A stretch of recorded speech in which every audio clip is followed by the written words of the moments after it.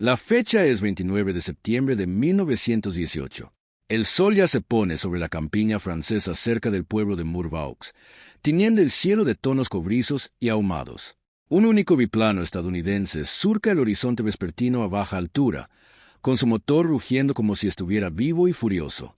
Abajo, globos de observación alemanes cuelgan inmóviles y pesados en el aire, cada uno un ojo invaluable en el cielo para detectar la artillería enemiga, y cada uno una trampa mortal para cualquier piloto lo suficientemente insensato como para acercarse. Están rodeados de ametralladoras, rodeados de infantería. Cada piloto que ha intentado alcanzar estos globos ha pagado con sangre. Pero a este piloto ya no le importa. Lleva días sin dormir bien. Ha desobedecido órdenes directas de estar aquí. Esa misma tarde, dejó caer una nota manuscrita desde su cabina en un aeródromo amigo. Un mensaje anunciando que planeaba destruir 3 globos enemigos antes del atardecer, casi como si estuviera firmando algo definitivo. Ahora, con la luz menguando y el suelo repleto de soldados enemigos, se lanza en picado.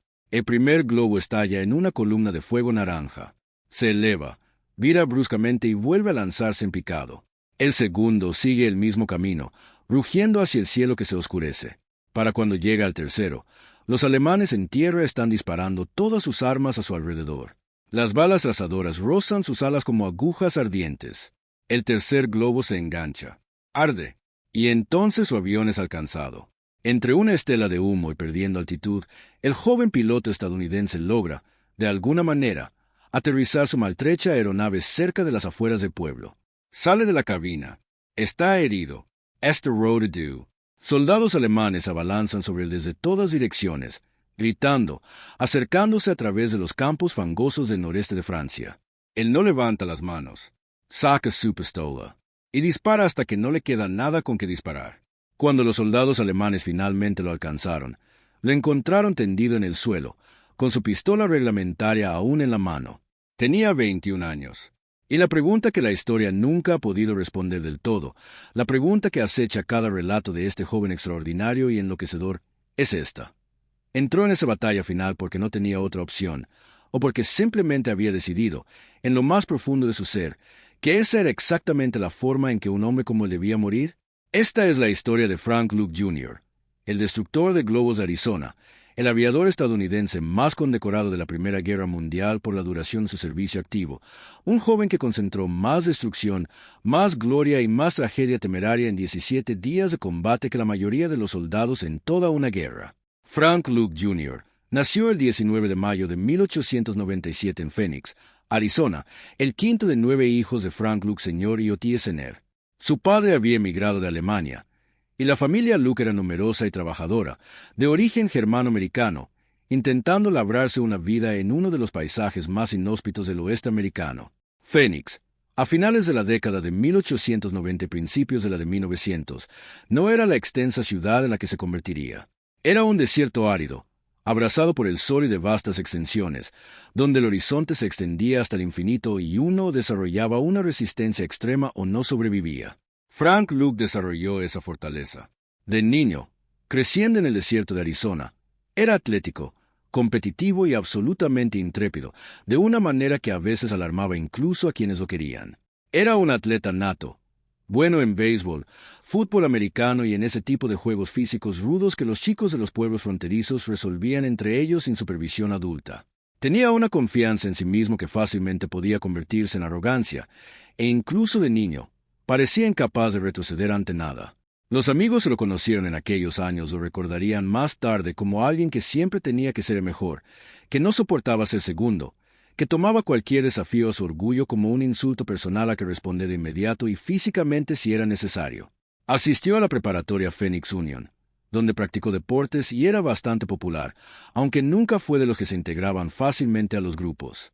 Tenía un instinto solitario incluso en compañía, una cualidad que lo definiría durante el resto de su corta vida. No era antipático, simplemente se guiaba por su propia intuición, y esa intuición no siempre coincidía con la de quienes lo rodeaban. Cuando Estados Unidos entró en la Primera Guerra Mundial en abril de 1917, Frank Luke tenía 19 años y trabajaba en las minas de cobre del territorio de Arizona. Se alistó en el ejército de los Estados Unidos el 25 de septiembre de 1917, 4 meses después de la declaración de guerra, y fue aceptado en la sección de aviación del Cuerpo de Señales, la rama del ejército estadounidense entonces responsable de lo que con el tiempo se convertiría en el Servicio Aéreo del Ejército de los Estados Unidos. Quería volar, no porque volar fuera glamuroso, aunque lo era, ni porque los pilotos fueran las celebridades de la guerra, aunque lo eran. Quería volar porque era lo más peligroso que existía, y Frank Luke nunca en su vida había podido resistirse a lo más peligroso. Se formó como piloto en escuelas de tierra en Texas y luego en aeródromos del sur y suroeste de Estados Unidos, aprendiendo a manejar las frágiles, ruidosas y emocionantes máquinas que apenas se habían inventado 14 años antes de que volara por primera vez. Era un piloto nato. Poseía el instinto, los reflejos, quizás lo más importante, la absoluta ausencia de vacilación que distinguía a los pilotos que sobrevivían de los que no.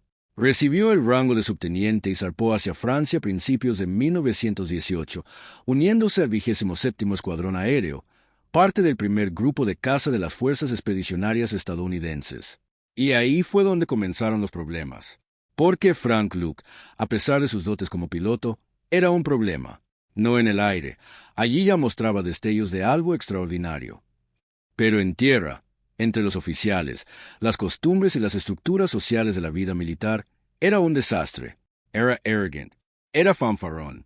Se jactaba de victorias que aún no podía confirmar. Irritaba a sus compañeros pilotos de forma tan constante y completa que muchos simplemente dejaron de hablarle. En un mundo donde tu vida dependía de tu compañero y tu compañero dependía de ti, ser el tipo en quien nadie confiaba no era un problema menor. Era un problema potencialmente fatal. Los demás pilotos lo ignoraron. Lo tacharon de fanfarrón y mentiroso. Las victorias que afirmaba haber conseguido en sus primeras semanas de combate no siempre podían ser verificadas por testigos, y en los albores de la aviación militar, una victoria no verificada no contaba como tal. Estaba frustrado. Estaba aislado. Y el aislamiento, en Frank Luke, no le inculcó humildad. Le produjo algo más duro y peligroso. Luego conoció a Joseph Fritz Venner. Venner era un compañero piloto estadounidense de ascendencia alemana, un joven tranquilo y reflexivo de Boston, Massachusetts, que había estado bajo cierta sombra debido a su origen étnico.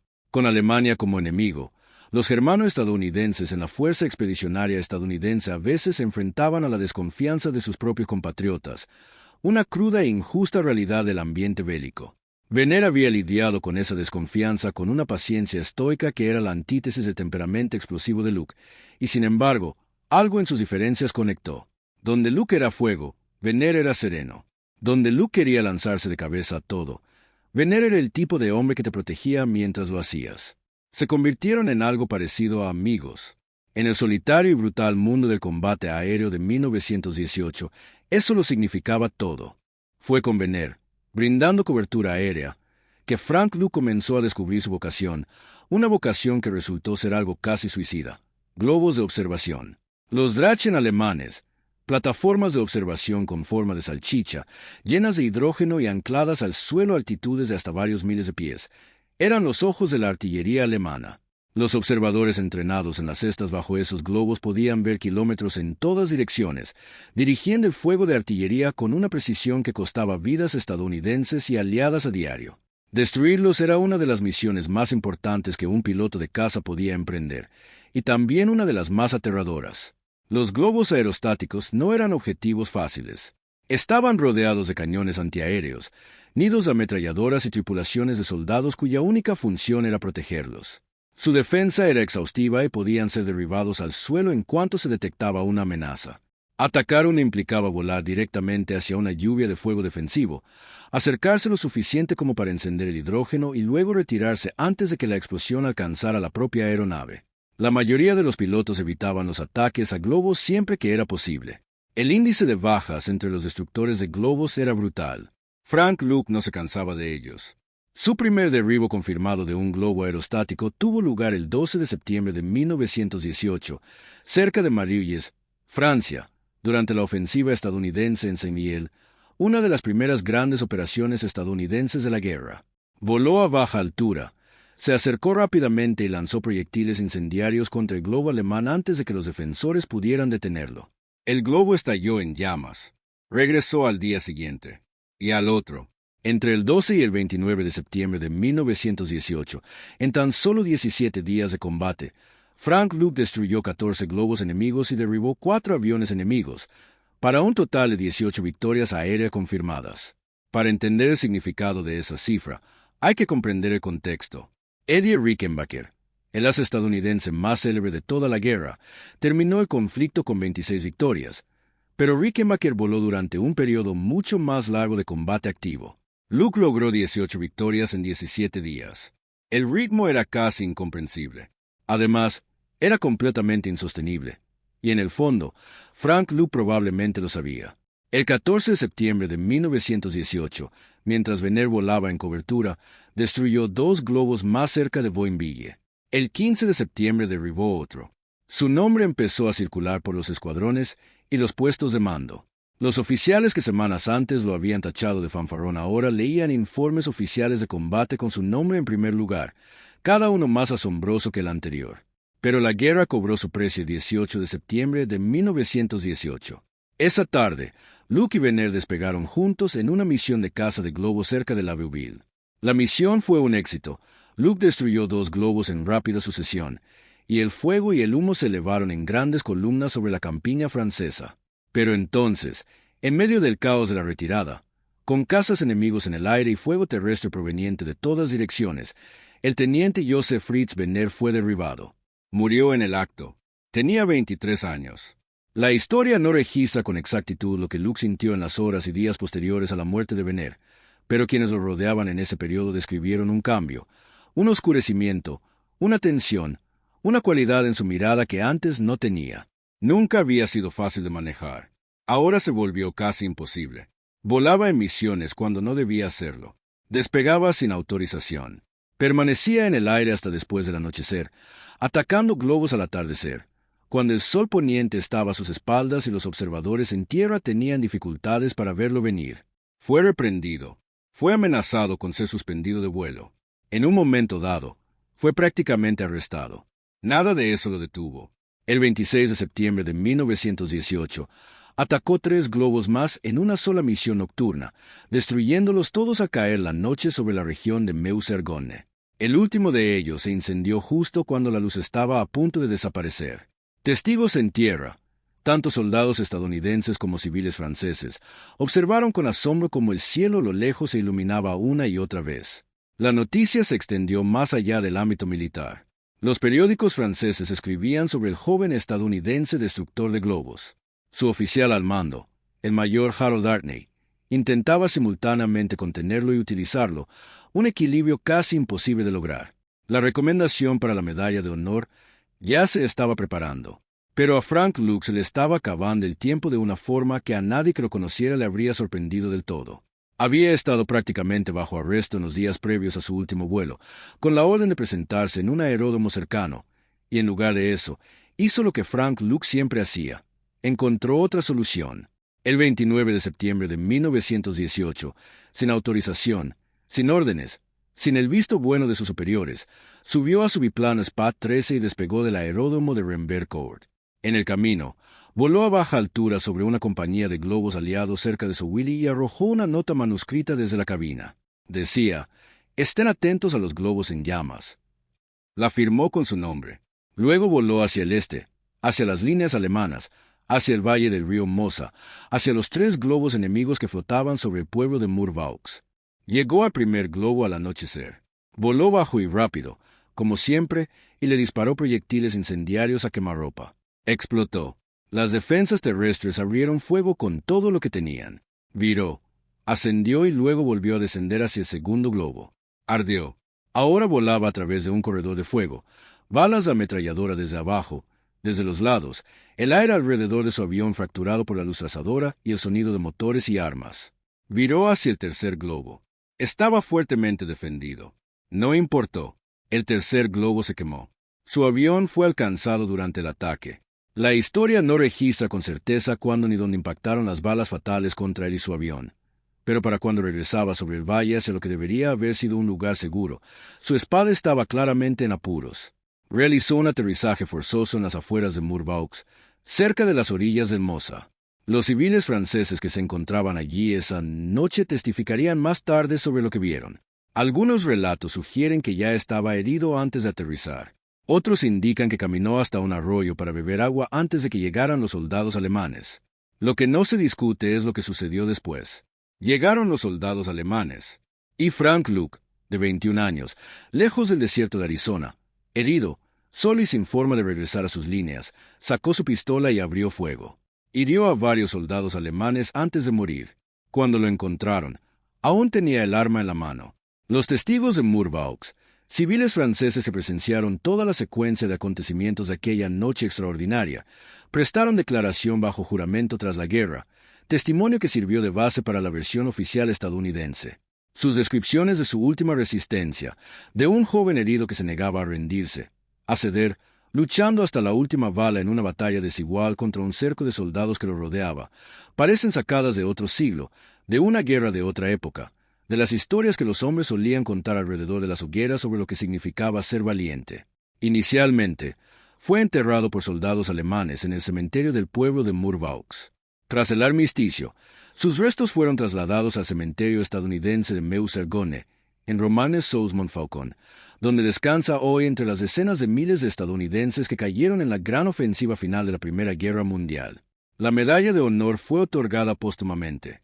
La mención fue revisada y respaldada nada menos que por el mismísimo capitán Eddie Rickenbacker, quien comprendía mejor que nadie el verdadero significado de las cifras de Frank Luke. La mención describía sus operaciones en el sector de Verdún con un lenguaje sobrio y de tono militar, pero que aún así lograba transmitir la naturaleza casi increíble de lo que Luke había conseguido. 14 globos y 4 aeronaves destruidos en 17 días, misiones en solitario en territorio enemigo defendido, y la negativa a considerar el peligro personal como un factor limitante en sus decisiones. Fue el primer aviador en la historia de Estados Unidos en recibir la medalla de honor. Para Frank Luke no hubo vida después de la guerra.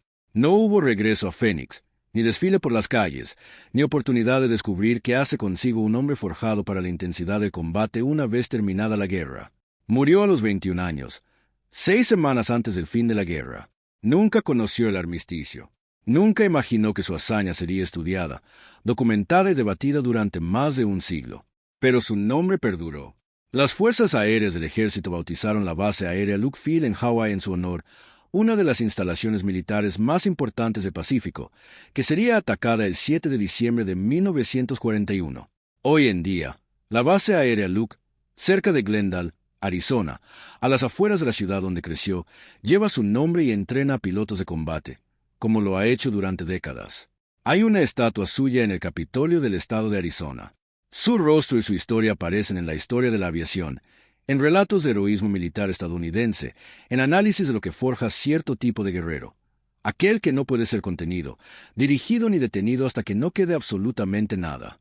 Los historiadores han dedicado mucho tiempo a intentar comprender a Frank Luke, a separar la leyenda del hombre, a descifrar si su temeridad fue valentía, autodestrucción o una mezcla de ambas que no tiene una definición clara. Su personalidad dificulta celebrarlo con la misma sencillez con la que celebramos a los héroes más convencionales. No era humilde. No era un buen compañero. No seguía órdenes. Se granjeó enemigos entre sus propios camaradas y agotó la paciencia de sus superiores, incluso cuando conseguía victorias que, en cualquier otro caso, habrían sido celebradas sin reservas. Y sin embargo, 17 días. Taísico victorias. 14 globos ardiendo en el cielo francés. 3 más en la última noche de su vida, con su avión dañado y el suelo bajo el iluminado por todas las armas que los defensores alemanes pudieron desplegar. Y luego un aterrizaje forzoso, una pistola desenfundada y la decisión, cualquiera que fuera su significado, cualquiera que fuera su motivación, de no detenerse. Hay una frase en el testimonio oficial de los civiles franceses en Murvaux que ha quedado grabada en la memoria de los historiadores. Describieron cómo, tras estrellar su avión, el joven piloto estadounidense se levantó de entre los restos y miró a los soldados alemanes que se acercaban a él desde el otro lado del campo, y dijeron que no parecía asustado. Si aquello fue valentía, agotamiento o algo que simplemente se había consumido en su interior durante esos 17 días de vida violenta, temeraria y constante, nadie que sobrevivió para contarlo pudo decirlo. Lo que sabemos es lo que hizo.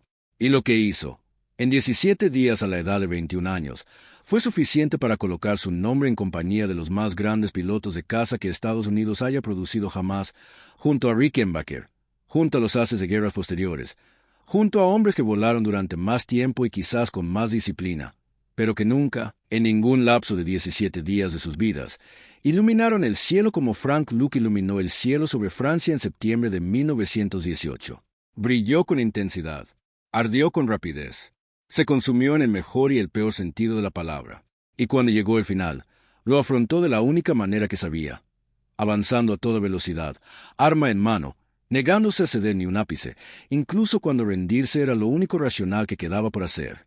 Frank Luke no era el hombre más fácil de amar, pero, sin duda, fue uno de los hombres más difíciles de detener que jamás haya existido.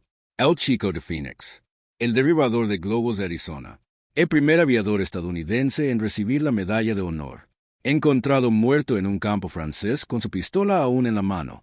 Algunos hombres son recordados porque vivieron lo suficiente para ser recordados. Frank Luke es recordado porque, en el breve e intenso tiempo que tuvo, hizo absolutamente imposible olvidarlo. Si esta historia te conmovió, si la vida y la muerte de Frank Luke te dejaron con esa sensación tan particular que solo la mejor historia militar puede producir, esa mezcla de asombro, dolor y algo casi de orgullo, suscríbete a este canal para no perderte ninguna otra historia como esta. Y cuéntanos en los comentarios, ¿a qué héroe de la Segunda Guerra Mundial te gustaría ver en la próxima entrega? Deja un nombre abajo y busquemos juntos su historia.